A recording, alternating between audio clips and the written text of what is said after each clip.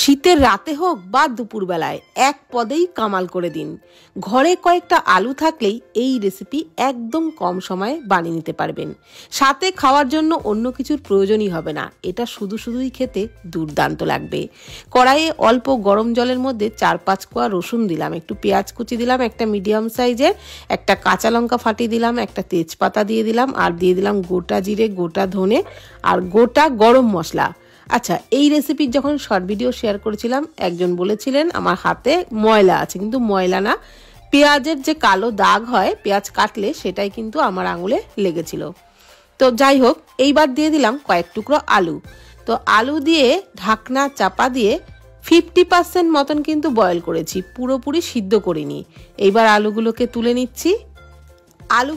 তুলে নিচ্ছি আর এই জলটাকে কিন্তু ফেলবো না, এটাই তৈরি হয়ে গেল ইয়াকনির জল। এটা একটা ছাঁকনির মধ্যে ছেঁকে নিচ্ছি।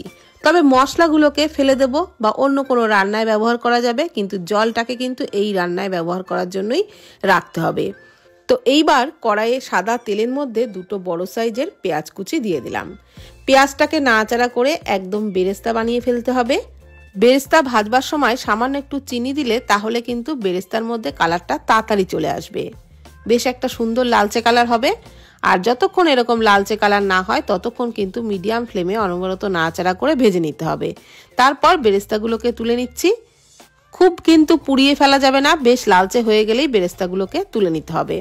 তো বেরেস্তা তুলে নেওয়ার পর ওই তেলের মধ্যেই আলুগুলো দিয়ে দিলাম, যে আলুগুলোকে বয়েল করে নিয়েছিলাম। সামান্য একটু লবণ দিয়ে আলুগুলোকেও বেশ লালচে করে ভেজে নিচ্ছি। তো আলু ভেজে নেওয়া হয়ে গেছে, এখন আলুগুলোকেও তুলে নিচ্ছি। এইবার আরেকটি কড়াইয়ের মধ্যে 2 টেবিল চামচ ঘি নিয়ে নিচ্ছি। 2 টেবিল চামচ ঘি দিয়ে দিলাম। এবার ওর মধ্যে দিয়ে দিলাম একটু গোটা গরম মশলা, একটা তেজপাতা, ছোট 1 চামচ গোটা জিরে। এগুলোকে লো ফ্লেমে নাড়াচাড়া করে একটু ভেজে নিলাম। তারপর দিয়ে দিলাম সামান্য একটু জল। দিয়ে দিচ্ছি 1 টেবিল চামচ আদা বাটা। আদা যাতে কড়াইতে বেশি লেগে না যায় বা পুড়ে না যায় তার জন্য সামান্য একটু জল দিয়ে আদাটাকে বেশ ভালো করে নাড়াচাড়া করে ভেজে নিচ্ছি।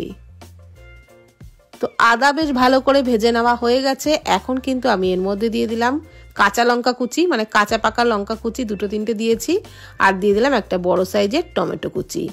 তো টমেটোটাকেও নাড়াচাড়া করে একটু ভেজে নিচ্ছি। তারপর আমি ওর মধ্যে ভেজে রাখা আলুগুলো দিয়ে দিলাম। আলু দিয়েও নাড়াচাড়া করে সমস্ত মশলার সাথে আরও একটু ভাজা করে নিচ্ছি। আমি এখানে আলুর পরিমাণ কমই দিয়েছি, আপনারা চাইলে কিন্তু আলু এর থেকে বেশিও দিতে পারেন। যেহেতু আমরা বাড়িতে দুজনই খাই সেই জন্য আমি কিন্তু কম পরিমাণেই দিয়েছি। তো একটু দিয়ে দিলাম ভেজে রাখা বেরেস্তা, আর বেরেস্তা দিয়েও নাড়াচাড়া করে আরও একটু ভাজা করে নিলাম। তারপর দিয়ে দিলাম ধুয়ে রাখা বাসমতি চাল। বাসমতি চালটাকে আমি 15 মিনিট মতো জলে ভিজিয়ে রেখেছিলাম। তারপর জলটাকে ঝরিয়ে নিয়ে চালটা দিয়ে দিলাম। আর চাল দিয়ে কিন্তু একটু ভালো করে ভাজতে হবে। যত ভালো করে চালটাকে দিয়ে একটু ভাজা হবে ততই কিন্তু পোলাও ঝরঝরে হবে। তো খুব ভালো করেই ভেজে নিয়েছি। যে কোনো পোলাওর ক্ষেত্রে চালটা যত ভালো করে ভাজা হবে ততই কিন্তু পোলাও ঝরঝরে হবে। তো বেশ ভালো করে ভেজে নেওয়ার পর দিয়ে দিলাম ওই ইয়াকনির জলটা, আর দিয়ে দিলাম এমনি নর্মাল জল আরও কিছুটা পরিমাণে। টোটাল জল মিলে যতটা চাল নিয়েছি তার ডবলই কিন্তু দিয়েছি। পরিমাণ মতো লবণটাও দিয়ে দিলাম, আর তারপর দিয়ে দিচ্ছি 1 টুকরো লেবুর রস। লেবুর রসটা কিন্তু অবশ্যই করে দেবেন, তাহলে পোলাওটা বেশ ঝরঝরে হবে আর ভাতগুলোও সাদা হবে। তো ভালো করে মিশিয়ে নিচ্ছি। এইবার ঢাকনা চাপা দিয়ে প্রথম 5 মিনিট মিডিয়াম ফ্লেমে ফুটিয়ে নিয়েছি। 5 মিনিট পর ঢাকনা তুলে নিলাম। পোলাও কিন্তু এখন জলটা পুরোপুরি শুকিয়ে গেছে আর চালটাও সিদ্ধ হয়ে এসছে, তবে হালকা একটু জলভাব এখনো রয়েছে। তো এই সময়তে একটু নাড়াচাড়া করে নেওয়ার পর দিয়ে দিলাম ছোট 1 চামচ মশলা। এই মশলার মধ্যে গোটা গরম মশলা, জায়ফল, জয়িত্রী গুঁড়ো করা আছে, আর দিয়ে দিলাম একটু বেরেস্তা, মানে ভাজা বেরেস্তা, আর দিয়ে দিলাম উপর থেকে একটু চিনি ছড়িয়ে, আর ধনেপাতা কুচি দিয়ে দিলাম 1 চামচ ঘি।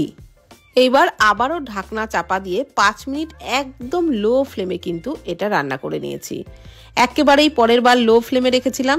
এইবার দেখুন একদম ঝরঝরে আলু পোলাও কিন্তু একেবারেই রেডি হয়ে গেছে।